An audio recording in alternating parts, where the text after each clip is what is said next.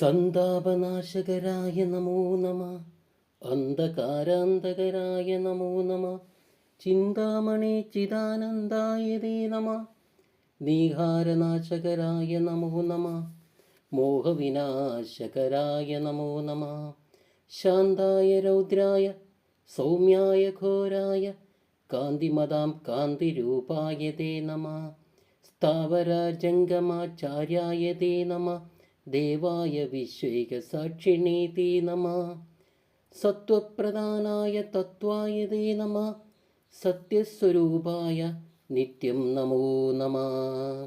ഇതാണ് ആദിത്യ ഹൃദയമന്ത്രം.